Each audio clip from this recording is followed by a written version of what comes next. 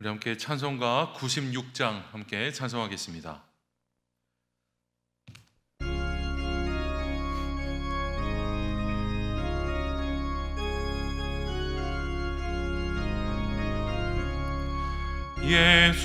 예수님은 누구신가? 우는 자의 위로와 없는 자의 풍성이며 전한 자의 높음과 잡힌 자의 노임되고 우리 기쁨 되시네. 예수님은 누구신가?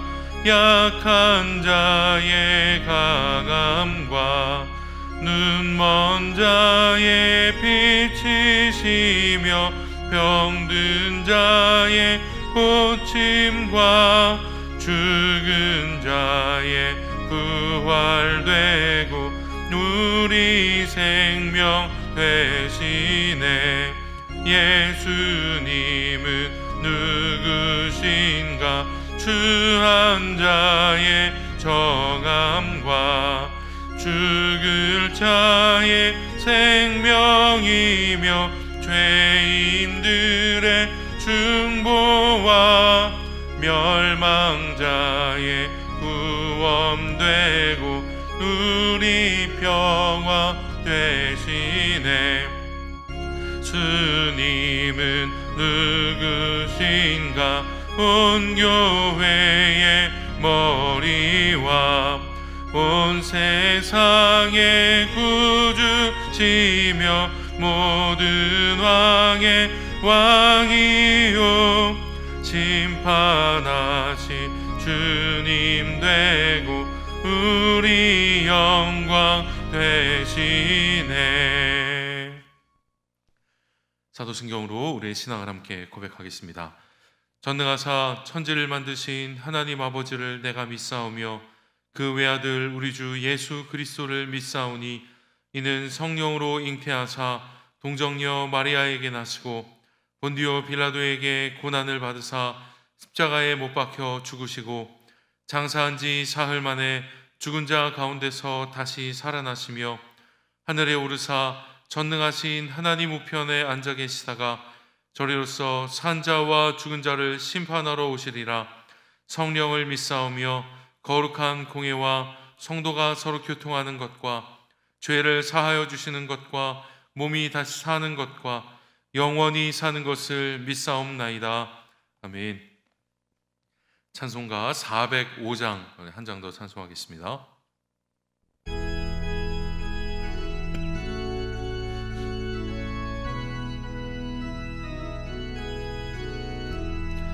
주의 친절한 팔에 안기세 우리 마음이 평안하리니 항상 기쁘고 복이 되겠네. 영원하신 팔에 안기세 주의 팔에 그 크신 팔에 안기세 주의 팔에 영원하신 팔에 안기세. 날이 갈수록 주의 사랑이 두루 광명하게 비치고 천성 가는 길 편히 가리니 영원하신 팔에 안기세 주의 팔에 그 크신 팔에 안기세 주의 팔에 영원하신 팔에 안기세. 주의 보좌로 나갈 때에 기뻐 찬미소리 외치고 겁과 두려움 없어지리니 영원하신 팔에 안기세 주의 팔에 그 크신 팔에 안기세 주의 나심판에 안기세. 오늘 새벽 우리에게 주신 하나님 말씀은 구약성경 예레미야 29장 11절 한 절 말씀입니다. 예레미야 29장 11절 한 절 말씀입니다. 받들어 봉독하겠습니다. 여호와의 말씀이니라. 너희를 향한 나의 생각을 내가 아나니 평안이요 재앙이 아니니라. 너희에게 미래와 희망을 주는 것이니라. 아멘. 오늘도 새벽을 깨워 기도하시는 성도님들과 또 하루의 일과 중에 하나님의 말씀을 가까이 하는 우리 성도님들 가운데 하나님의 힘과 위로하심이 함께 하시기를 주의 이름으로 축원합니다. 오늘은 새 나무 이야기라고 하는 제목으로 말씀을 나누도록 하겠습니다. 보통 성탄절이 되면 교회학교 발표회나 성극 같은 것을 통해서 우리가 성탄의 기쁨을 나누기도 하고 또 성탄절의 의미를 이렇게 새겨보기도 했는데 올해는 안타깝게도 이런 직접적인 행사들을 할 수 없게 되어서 너무나 아쉽습니다. 그래서인지 보면 제목만 들어도 대강 내용을 예상할 수 있었던 그런 성탄절의 이야기들이 새삼 소중하게 좀 느껴지고 또 그립게 느껴지기도 합니다. 그래서 오늘은 우리가 성탄절이 되면 종종 들을 수 있었던 이야기 한 가지를 우리 성도님들에게 좀 들려드리고자 합니다. 그 제목이 바로 새 나무 이야기입니다. 이미 알고 계신 이야기이겠지만 이 이야기를 통해서 우리가 다가올 또 성탄의 의미도 함께 좀 새겨보았으면 좋겠습니다. 자, 이야기를 들려드리자면 이렇습니다. 새 나무가 있었습니다. 이 나무들은 저마다 다 꿈을 가지고 있었는데 소개하자면 이렇습니다. 올리브 나무는 진귀한 보석들을 담는 보석 상자가 되는 것이 꿈이었습니다. 그리고 떡갈나무는 아주 큰 배가 되어서 위대한 왕을 싣고 다니는 것이 꿈이었습니다. 자, 마지막으로 소나무는 가장 높은 곳까지 자라가서 하나님과 가까이 있는 것이 꿈이었습니다. 그래서 이 세 나무들은 언젠가는 자신의 꿈들이 이루어질 날을 기다리면서 하루하루 자라가고 있었습니다. 자, 그런데 이들의 바람과는 달리 전혀 예상하지 못했던 일들이 생겨나기 시작했습니다. 자, 먼저 멋진 보석함이 되고 싶었던 올리브 나무는 멋진 보석을 담는 대신에 동물의 먹이를 담는 여물통이 되고 말았습니다. 또 거대한 배가 되어서 위대한 왕을 싣고 다니고 싶었던 떡갈나무는 위대한 왕 대신 물고기를 싣고 다니는 조그만 고깃배가 되고 말았습니다. 마지막으로 하늘 높은 곳까지 자라가서 하나님과 가까워지고 싶었던 소나무는 그저 베어진 채 버려진 나무가 되고 말았습니다. 자, 이 세 나무들은 전혀 예상하지 못했던 결과로 인하여서 실망했고 이제 우리들의 모든 것은 다 끝이 났다라고 생각을 했습니다. 자, 그러나 이들은 끝났다고 생각했지만 하나님의 계획하심은 이제부터 시작이었던 것을 이 세 나무들은 아직 알지 못했습니다. 자, 하나님은 하나님의 시간에 맞추어서 하나씩 이들의 꿈을 이루어가기 시작하셨습니다. 자, 먼저 보석함 대신 여물통이 되었던 올리브 나무는 훗날 이 땅에 오신 가장 귀한 보석이신 그 아기 예수님을 누인 구유가 되었습니다. 이에 올리브 나무는 자신을 써주신 하나님께 영광을 돌릴 수 있었습니다. 자, 이 소식을 들은 떡갈나무는 보잘것없어 보이는 자신의 처지로 인하여서 실망하고 있었는데 어느 날 예수님이 찾아오셨습니다. 그리고는 갈릴리 호수 여기저기로 데려다 달라고 하시는 것이었습니다. 이 떡갈나무 역시 예수님을 싣고 다니는 가장 높은 왕이신 위대한 왕이신 예수님을 싣고 다니는 고깃배가 될 수 있었던 것이죠. 자, 이 소식을 들은 소나무는 낙담하게 되었습니다. 올리브 나무도 떡갈나무도 다 쓰임을 받아서 하나님께 영광을 돌렸는데 자신은 그저 베어진 채 버려져 있는 그런 나무가 되어 있었기 때문입니다. 자, 그러다 어느 날 소나무는 몇 개의 나무 조각으로 나뉘어지더니 결국은 예수님이 달리신 십자가가 되었습니다. 그래서 하늘과 땅을 연결하는 가장 큰 나무가 되어서 하나님께 영광을 돌릴 수 있었습니다. 자, 이에 이 세 나무들은 한 가지를 깨달을 수 있었다고 합니다. 우리의 눈에 보이지는 않아도 하나님은 여전히 일하고 계신다라고 하는 사실을 깨달을 수 있었습니다. 자, 여러분 어떠십니까? 우리가 한 번쯤은 들어보았던 그런 이야기지만 그래도 이런 이야기들을 좀 듣다 보면 이렇게 좀 새록새록 뭔가 이 성탄절의 추억이 떠오르지는 않으십니까? 저도 설교를 준비하면서 우연히 어떻게 이 이야기를 한 번 더 이렇게 보게 되었는데 이 이야기를 보면서 성탄절 어느 때 들었던 이야기가 생각이 났습니다. 그러면서 동시에 이 이야기의 교훈으로 인하여서 제 마음이 따뜻해지는 것을 느낄 수 있었습니다. 여러분 어쩌면 우리는 올해 이 나무들과 같은 그런 시절을 보내왔는지도 모르겠습니다.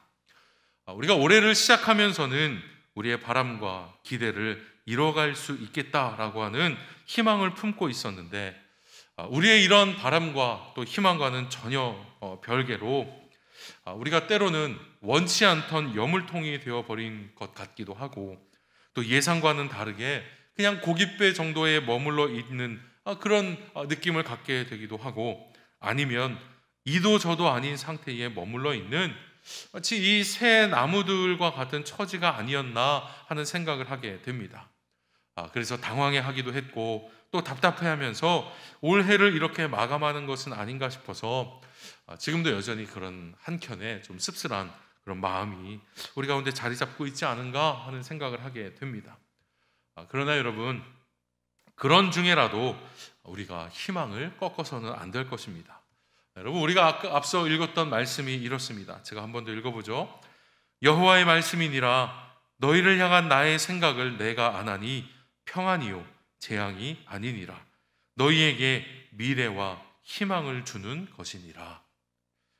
하나님은 이스라엘 백성들이 새로워지고 또 이전과는 다르게 살아갈 수 있도록 하시기 위해서 70년 동안의 그런 포로 생활을 계획하셨습니다. 그러나 이 70년 동안의 포로 생활은 목적지가 아니었습니다. 마치 이 새 나무가 배임을 당해서 여물통이 되고 또 고깃배가 되고 마치 버려진 것 같은 그런 숙고의 시간이 필요했던 것처럼 이스라엘 사람들에게 그 70년의 시간은 희망을 향하여서 나아가는 시간, 그러기 위해서 거쳐야만 하는 시간, 숙고해야 하는 시간이었지 결코 그 포로로 잡혀가 있는 그 땅이 목적지가 아니었다라고 하는 것입니다. 여러분 지금의 우리도 마찬가지입니다. 비록 지금은 우리가 마치 여물통이 된 것 같아도 하나님은 우리의 이 질그릇에 마침내 보배를 담게 하실 줄로 믿습니다.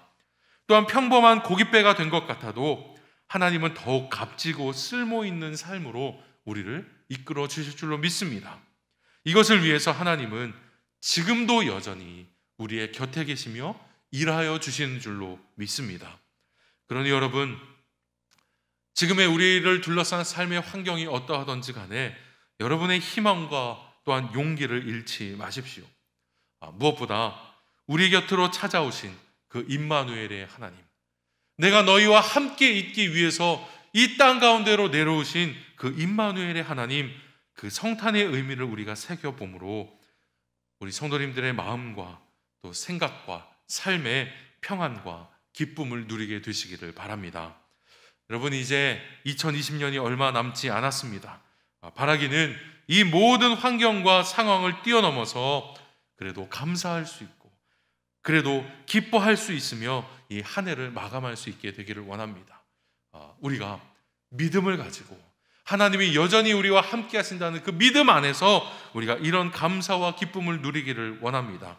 그래서 새롭게 시작하는 그 한 해는 정말로 우리가 다시금 희망하고 또 소망하고 꿈꾸며 시작할 수 있는 그런 한 해가 될 수 있으면 좋겠습니다. 여러분 우리는 지금 대림절을 보내고 있습니다.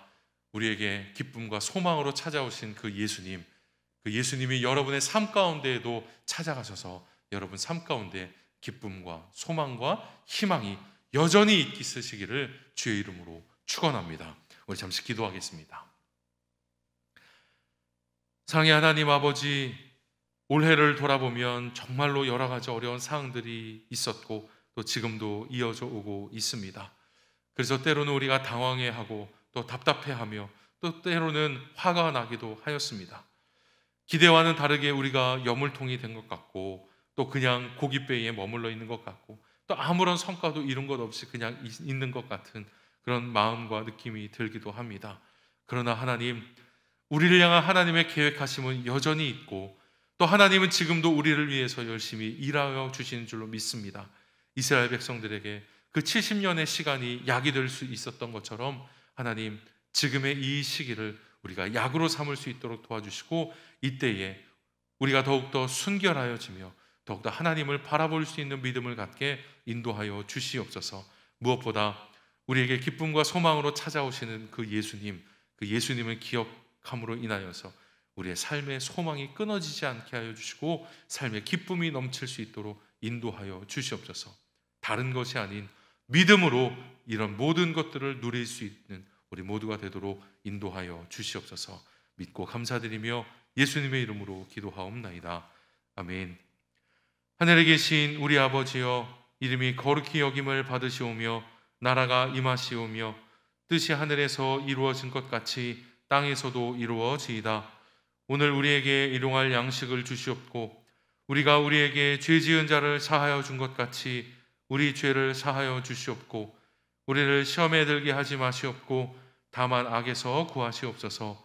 나라와 권세와 영광이 아버지께 영원히 있사옵나이다. 아멘.